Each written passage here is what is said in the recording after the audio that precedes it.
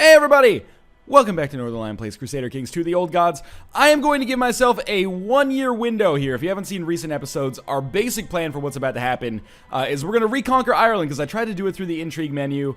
We had this great plot power to kill the heir, might as well invite this guy, to kill the Irish king, which would then grant us the entire Kingdom of Ireland, simply due to the fact that this guy's like 9, his sister is 4, that is crazy. But now she's going to be the heir if we succeed on this. So I'm going to give this 1 year to go through. In the meantime, to still give us some interest, I'm going to commission a rune stone. That'll cost us 100 gold, which I probably should not do because I'll probably have to buy mercenaries to defeat Ireland. But I can declare a war for conquest of Ireland and just take over the entire country in one fell swoop if I get very lucky. But anyway, what should we commission our runestone to? It shall stand in memory of Rikissa, my loved mother. It shall stand in memory of King Northernlion the First, the Third, my departed father, or let it speak of me. King Northernlion the First, the Third, you did a great job, don't get me wrong, but we're gonna make this a symbolic gesture. Let it speak of me, King Markus the First of Scotland, and it will speak, just carve in my image and make sure it is well endowed. That is perfect, okay. So we're gonna give this, like about a year. If there's no success on this assassination by December of 992, and of course there's probably, you know, all sorts of opportunities for civil war and whatnot in the meantime. What's my council doing, by the way? Is there any faction I could dissuade people from joining? This one looks a little scary. Jarl Bjorn of Lothian. Why don't we have our spy master scheme? This guy should be down here, by the way, in Rome, helping me out. Why don't we have him scheme in, was it Lothian? But who's the claimant? It's the Jarl of Lothian. Okay, perfect. We'll have him scheme in Lothian. Which he's doing already. Fantastic. Okay. So we will just let some time go by here. The runestone will be commissioned. We'll get some gold back and prepare for this fight against Ireland. Keep in mind that we do... Oh, the stone is raised. Markus, son of Northernlion III and Rikissa, likely parent of countless bastards, had the stone raised in memory of himself. Let no one deny the love he felt for others. Arun... Anund carved, Gorm painted. I have no idea. Anyway, it's perfect. We get a lot of prestige, good diplomacy, and general opinion. Beautiful. We have an offer for a call to arms from who? The King of Aquitaine. He wants us to fight King Carloman of Brittany. I am going to choose no. He can handle himself there. Probably over in this region, but keep in mind that, you know, the lower his opinion gets of me, of course, the worse I'm going to be off in the long run, because he's going to be less likely to join our wars. In fact, why don't we use our counselor now to improve diplomatic relations with Aquitaine, and hopefully that will increase the odds that they will come to my aid in this war that we're about to fight against Ireland. We are about 7 or 8 months away from it at this point, so we're going to speed up to speed 5. Again, you never know, civil war could arise in the meantime, but we do have a truce with England. This is my daughter, so I will educate her. We do have a truce with England for the next 5 years, so I should not worry too much. Keep in mind, by the way, our king is getting older. He's 50. It's not necessarily old, but it's old in this kind of the game, or in this kind of age, I guess. You know, the year 992. 50 years old might as well be like 180. Not that we're playing darts or anything. My heart missed a beat when I saw Northernlion emerge from the dungeons, covered in grime and with a bloody knife in her hand. It is time to teach her the right way. Do we want her to be kind, patient, or brave? They're all very good. Okay, she's kind. I think that's good. Brave or diligent probably would have been better, but still, that's okay.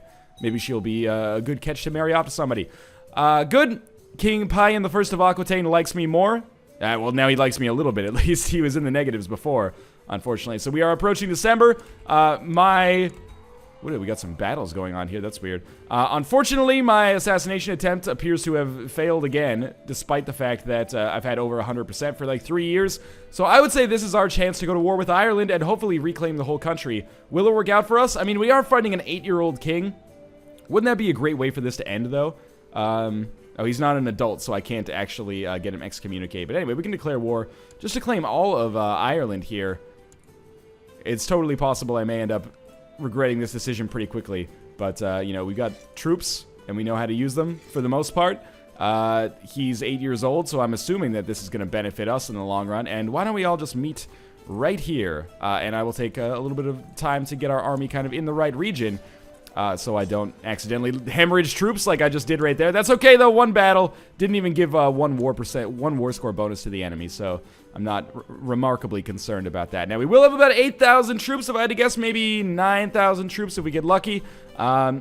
the art of leading men into battle has always fascinated you. To study the critical science, you've ordered the construction of a miniature army in wood. Dear Amelia scoffs at you for playing with toys, but truly, what do women folk know of war? Ha ha! Women. Alright, so let's move on. Am I right, my vassals? Okay, King Markus has improved his martial ability. I don't have any other valid ambitions yet. Maybe this is where we start snowballing out of control into a fighting force the likes of which the world has never seen. First things first, though, we do have to start conquering some land here. In fact, I'll probably just try to defeat their forces the same way I do every single battle. Wow, he's like already 13% down in war score. How does that even happen? We're gonna have over 10,000 men, which I didn't realize. I guess that's partly because of those extra men that I randomly got from the last war that ended up being lucky for us. A blow was struck. Luckily, these areas have huge supply limits, so apparently I am just capable of sieging the territories down in absolutely no time, or sieging the holdings down in no time. Sorry, the nomenclature might not be right there. To the most illustrious King Markus I, the good burghers of Axminster. Axminster burghers are barely able to pay their taxes, our coffers are empty. I humbly ask that you lower the taxes for your cities. We could bribe him for 62 gold and he'd be satisfied, or flatter and soothe him. Let's try that. I would rather not spend the money if possible. But I also don't want to lower the taxes because I need the treasury to come in. Jarl Holmger of Hermrick let everyone know about my plot to kill Yngwar I of Ireland during a drunken stupor at the local tavern. What an asshole. Now the dude I'm already at war with to take his country from him hates me. Well, shit happens, I guess. They are involved in like their own kind of civil war here, so I'm just going to siege some holdings and take some cheap war score while I can. King Markus has inherited the county of Somerset. Beautiful. I wish my stewardship stat was higher, but that's okay. We can go to our court and find another vassal here. What about this guy? He's got no wife. He is, well, kind of ancient. He loves us, and he's humble. That seems like a good vassal to me. Plus, he'll be dead soon anyway. The city of Berwick now belongs to you, good sir Mayor Klaus. Congratulations for your continued service to the state. Now, we'll continue onwards with the siege. Each one of these sieges is only going to give us a little bit of a war score bonus. That being said, it'll add up pretty quickly. The King of Aquitaine, again, becomes a little fonder of us and may indeed choose to join us in a war if we end up fighting against England, which would be fantastic. Every time my daughter meets a stranger, she looks like she might faint. So we can give her the shy trait, which I don't want because that's going to ruin diplomacy, right? Shyness can be cured by the birch. 60% chance, no effect. 40% chance she loses it. Shyness is a terrible curse. I'll get rid of it from her. Hopefully we can make that happen and give her gregarious instead. Or pray that the Lord will provide strength. Let's do this. It seems that she is still going to be shy, unfortunately. That's okay, though. It's not like she's likely to become our leader. Instead, we'll probably just marry her off to a willing ally. Or a prospective ally, I suppose. Now, our sieges are going fantastically, but I might as well take this opportunity while we're not sieging just to wipe out all of the remaining Irish force that appears to be existing here. And maybe, I'm not sure how this war will end. I'm getting ahead of myself because we're not, at the point where the war is even close to having ended yet. That being said, where is he going to? Oriel? I wonder if we can catch him, if we get lucky here. Oh, he's running further into enemy territory. Okay, first off, let's take out this man instead. We have 11,000 troops. We can always chase him down in Scotland if we have to, because it's going to take him longer to recover from the siege. I think this guy was actually fighting against the Irish, but, they're mean to me as well, so why don't we just wipe them out and continue simplifying the situation for ourselves, maybe. Yeah, that was definitely maybe a bad idea. I think I may have just helped out the Irish in their cause by eliminating their main antagonist, but that's okay. That's a sheer sense of dominance, or a way for me to prove my superiority over them. So they're going to go to Clydesdale. I will catch them. And when I catch them, I will kill them.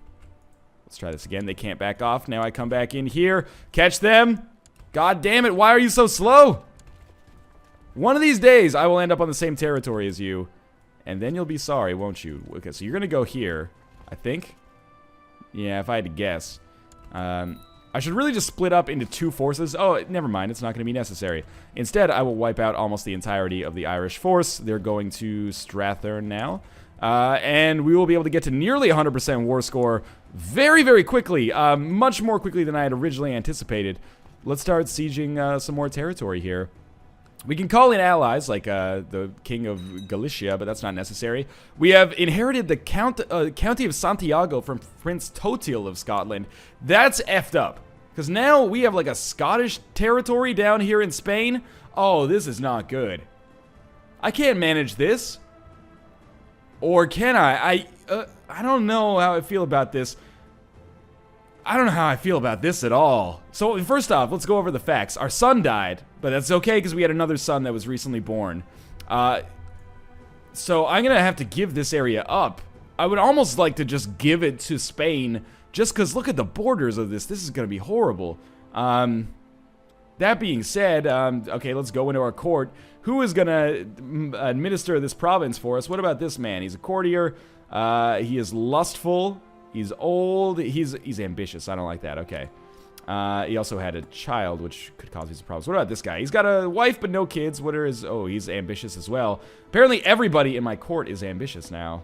What about this guy right here? Ingmar of Gloucester. He's 25. Not ambitious. He's envious, which I don't like.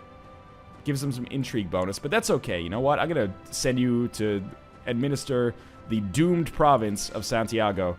Congratulations. Enjoy yourself down there in Spain. Nothing could possibly go wrong there.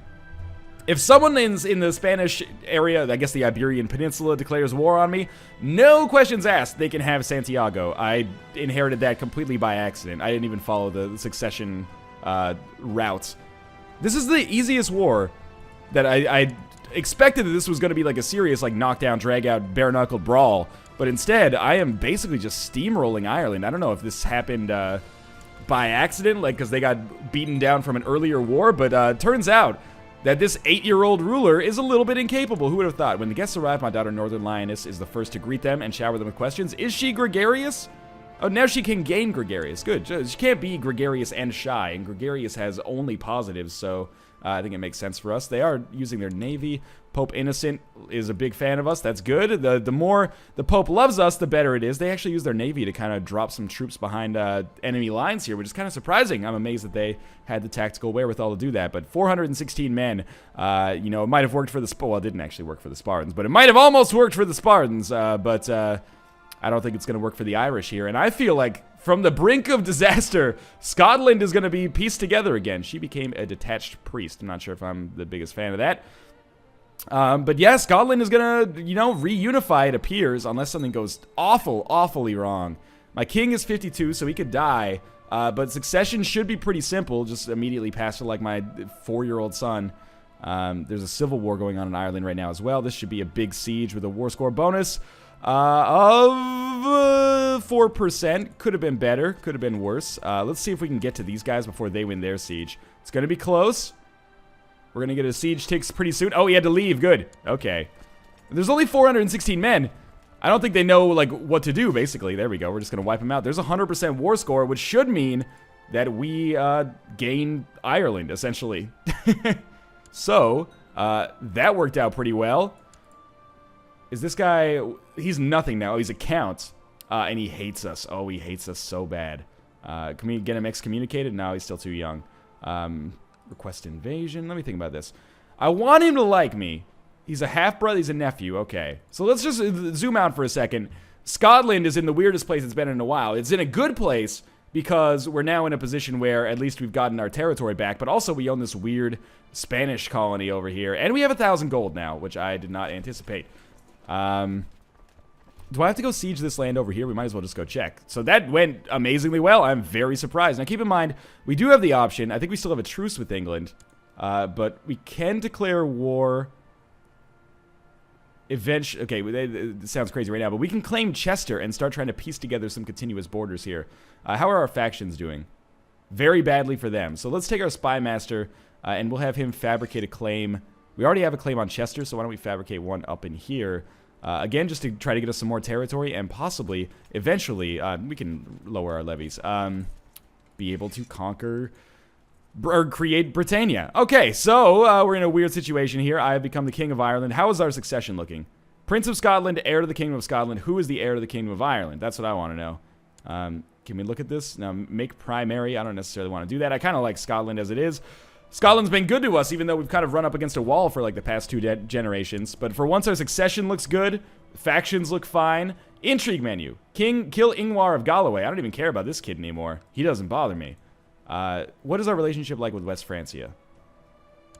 King Pierre the Cruel. He likes us. His wife...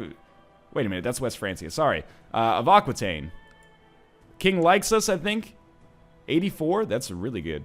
And that is our daughter. And that is our grandson, then, heir to the Kingdom of Aquitaine. I think it's our grandson, anyway. So, we might get a claim on the Kingdom of Aquitaine in a couple of generations. But anyway, that's neither here nor there yet. Let's talk about England quickly. Do I want to declare war on England? Probably not. But I can do so and claim Chester for myself, which I do want to do. But we're going to let some time go by, maybe a year or so again. I have a lot of money here, but I'm going to save it to possibly use on mercenaries. So let's just let some time go by. We'll let Ireland sort itself out. How are my vassals looking? That's something I probably should have checked earlier. This guy hates us. That's the dude we just stole his entire country from. Everybody else largely pretty okay. So this is the dude I let out of jail when I should not have let him out of jail. That will ruin people's opinions. Invite to plot, no. Demand religious conversion, no. What an asshole, really. Luckily, he doesn't control very much land at all. Oops. But what about, maybe we should kill this guy. Who's his heir, anyway? I'm trying to think about who the young kid that we just stole the country from. Whatever. Oh, there he is. Ingvar Bananadong. Maybe we should still continue with our plot to kill him. Hopefully it'll work out. And then we've removed kind of an asshole vassal from our area. I believe that one of your vassals can be discouraged from associating with conspiratorial factions. Yes, obligate the vassal, please. Thank you very much. Hopefully he will agree that he has made some terrible decisions. Thank you very much. He did indeed. His opinion of us lowered, but, you know, suck on that. I don't really care. So, military. Military's looking pretty good. Let's wait until December again. December seems to be the right time to wage wars. I've discovered a plot where Duchess Ida I of Saxony seeks to kill Princess Yrsa of Ireland. Stop that, please. Thank you very much. I probably shouldn't be declaring war in December because I'm pretty sure a lot of our troops die due to, like, wintering. But maybe this gives us an advantage if we have a troop advantage over the enemy. Man, Sweden got chopped up there. And also I wanted to check in on the... oh, there we go. The Seljuk Turks are now getting a ton of land over here on the far east side of the map. Interesting. So we are going to declare another war against England, I would guess. December is fast approaching. My daughter lacks all passion and ambition. Perfectly content with her lot in life. Good. I don't want her to be ambitious because that means she might start trying to rock the boat up here in Scotland. And the boat has been rocked enough. Young lady, the boat has been rocked enough. All right, so I understand that I'm sitting on way too much gold. That being said, we are going to finally try to... he's already fighting some wars here. But we're going to declare war on him and claim Chester for ourselves. Hopefully we can just snag it from under his nose. The King of Galicia. Well, you should come in, man. Otherwise, Scotland's going to start thinking, you know, maybe we should take over Spain here. It looks pretty weak. I can't believe we have a Scottish Spain right now. It's unusual. I've never seen that happen before. Mind you, this is... probably the first game in a long time, at least, that I've ever played this long. This was the first game of Crusader Kings 2, I should say, that I've played this long. So let's get all of our troops to kind of meet up here. As usual, we're going to have like a northern force and a southern force that has been working out very well for us. Galicia has decided not to join our wars because they're pure scum. Let's get all of our troops kind of organized here. There are 3,000. Oh, those are rebel troops. That is cool with me. Those are just going to irritate Aquitaine, I suppose. And we will start trying to get some war score bonuses here. There's 7,000 troops, and there's going to be another 9,000 up here. That was more than expected, actually. So let's start cutting into the English heartland and basically get them to give up their quest here. We should have a numbers advantage over them. And, you know, we have another advantage as well in that they are at war with somebody else. This is our prince. Obviously, we want to educate him nicely. He is Norse Catholic. I want to educate him myself just to ensure that he gets good traits. But I thought about educating him with a Christian ruler, or Christian leader, sorry, so that he would possibly get some culture that might make me able to form Wales, although I don't think that would actually be possible at this point. I've kind of given up the ghost on the Wales thing. We have captured the Bishop of Canterbury. That's pretty substantial if I know English religion, and I don't. And let's upgrade our siege equipment again. Let's upgrade our church infrastructure, and I guess our trade practices. Again, I'm not 100% sure what all these do. I just click the buttons and, you know, win wars, apparently. So, we do want to siege Middlesex. That is the English capital, and by sieging the English capital, we will gain a substantial war score bonus relative to other areas. I believe, anyway. That is what I've been told over the course of my Crusader Kings career. So let's send these guys up in here, Again, we'll have about 9,000 troops there, which is over the, under the supply limit, which is very surprising to me. Now, I'm not trying to wipe England out here. It's a shame that I didn't get like a... I wonder if I could have the king excommunicated. It seems exceptionally unlikely. Let's just try it, though, because if I could take all of England in one fell swoop, I would love to. No, not even close, in fact. And assassinating him is not going to do us any good at all. So, let's just keep doing what we're doing. The English forces, obviously, pretty effed around here. Is this still owned by England? No, this is just a random dude in Northumberland. I don't care about that. Let's go up to York here, and maybe we can take another prominent English city. There's more English troops, which I did not expect, so we will take them down very easily, gain a war score bonus, or not, and continue the siege ourselves where they left off, actually. So they only have like 500 troops kind of scattered around now, which means I am not too concerned. If they try to siege my territory, they will do so at a snail's pace, which is fantastic. If we take the English capital, very good things should await us, if I had to guess. We actually lost a battle. Where was that? Over here? I should have used go to there, but I never do. Bad news for me, I guess. But again, war is still going fantastically. Siege is about to succeed in York, and that'll give us a war score bonus, presumably. Yep, 3%, which is substantially less than I expected. Maybe we should just come and start wiping out these troops in here. I'm fighting so many different people at the same time that I actually don't know who's who, basically. There's an English force in there. No, that's Aquitaine. Aquitaine and England have such similar coat of arms. I get confused sometimes. That did not give us a war score bonus, but it's simplifying the map, which honestly at this point is almost as important to me. These guys are sieging this land, which I just held, so I'm going to go back and take it from them. We are about to succeed in this Middlesex siege as well. They're from Lincoln. There's a crazy civil war going on in England right now. I guess I should just take English territory instead of worrying about fighting these other people. I just wanted to simplify the map a little bit because it was getting, quite frankly, a little bit confusing with all of these kind of red troops running around. Someone should take care of this peasant revolt as well. I'm not going to do it because the longer it goes on, maybe the better it is for me, whether it weakens Aquitaine or England. I think that is Aquitaine's problem, which is probably why there is a substantial Aquitaine force up here. Aquitaine Hunger Force. All right, I finally got a chance to use it effectively. Aquitaine is going to lose their shirts in this revolt. Oh, actually, they pulled it back. I'm surprised. We could call in the King of Aquitaine to help us claim Chester, but I don't think that's necessary at this point. Let's not necessarily stress our rival for no reason here. Sorry, not our rival, our ally. A slip of the tongue there. And we continue to siege Middlesex. We are gaining war score here at a slow rate, but Northernlion was curious about the visitors, but polite enough to wait until the Chamberlain had escorted them to the rooms before we started asking thousands of questions. Wait until the banquet, then I will introduce you, and he'll become gregarious, or stop asking questions, he'll become shy. Gregarious, very good thing for diplomacy, I believe. So we'll let him have that. We are now up to 28% war score, and pretty soon we're going to own these counties. The real question I have is where the F are the English troops? Because I want to destroy them. When you destroy the English troops, there's some English troops right there. You gain a huge war score bonus quickly. Okay, so we have a claim on Lancaster. Absolutely use that. We'll be able to take another county from England probably soonish then. That's very good news. What is this? We've got Northumberland up against Asturias. The hell is going on in England right now? This is crazy. Anyway, our siege of London should be... Oh, there's another one coming, actually. We are well below the supply, or well above the supply limit there, so we should just come in here and clean these guys up. Am I really at war with Asturias now, too? Like, I feel like I'm at war with everybody in England, or in Britain, I suppose. But I'm holding my own right now, so that's okay. Let's just take Suffolk. I think it's pronounced Suffolk. I don't know what Suffolk I'm talking about sometimes, but I really don't want to have to go to war with Asturias here. Okay, so the English have just raised a substantial amount of troops there. That's okay. That's a lot of troops, don't get me wrong. But 4,000 troops that in their biggest area is still smaller. Where are they going, by the way? Norfolk. Okay. Is still smaller than the force that I am sending against them. So we should be able to wipe them out, especially considering they're under this, or they're over the supply limit there. And this should be big for a war score bonus for us. The biggest, actually, that we've gotten so far, if I had to guess. They kept pouring troops into it. We win.